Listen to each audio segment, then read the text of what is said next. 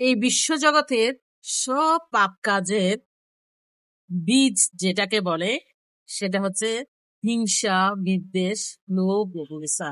এই হিংসা, বিদ্বেষ, লোভ, লালসাই হচ্ছে সত্যিকারের প্রতিটা পাপের বীজ। প্রতিটা পাপ নামক বৃক্ষের শিকড় হচ্ছে এই হিংসা, বিদ্বেষ।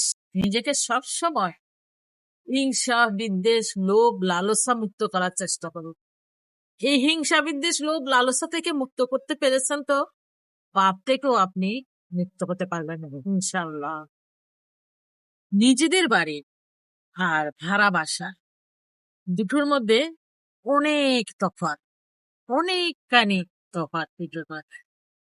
ভাড়া বাসা আর নিজেদের বাড়ি, একটা হচ্ছে প্রয়োজনে থাকা আর অন্যটা হচ্ছে নিজের একান্ত নিজের রুচিশীল মন মানসিকতা দিয়ে নিজের দৃষ্টিভঙ্গিতে সাজানো গোছানো এক টুকরো স্বপ্নের নীড়, এক টুকরো প্রশান্তির নীড়।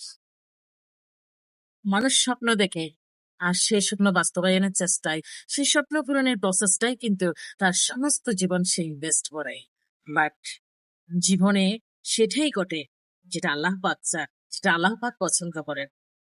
সো আপনার স্বপ্ন দেখা, স্বপ্ন পূরণের প্রসেসটা সবকিছুই যেন তাকে আল্লাহ পাকের খুশির উদ্দেশ্যে। আপনার স্বপ্নের প্রতি, আপনার স্বপ্ন পূরণের প্রসেসটার প্রতি যদি আল্লাহ পাক খুশি রাজি থাকেন, ইনশাল্লাহ আপনার স্বপ্ন, আপনার স্বপ্ন পূরণের প্রসেসটা, আপনার জীবনের পথ চলা সবই সফল ইনশাল্লাহ।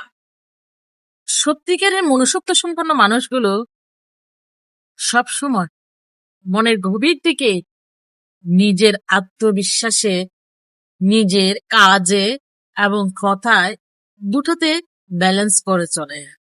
তারা কখনো অন্যের ক্ষতির কথা চিন্তা করতে পারে না, তারা অন্যের ক্ষতি হয় না। আর তারা সবসময় সৃজনশীল মন মানসিকতা নিয়েই পথ চলে। তারা কখনো কারো পথের বাধা হয় না, কখনো কারো উপকার করতে না পারলেও আরো ক্ষতিতে তারা লিপ্ত থাকে না। তারা সবসময় যাই ভাবে, যাই করে, পজিটিভ চিন্তাধারার মধ্যেই থাকার চেষ্টা করে।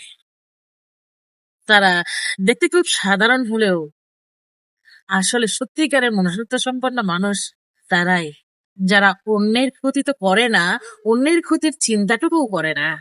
তারা কখনো অন্যকে নিয়ে সমালোচনাও করে না।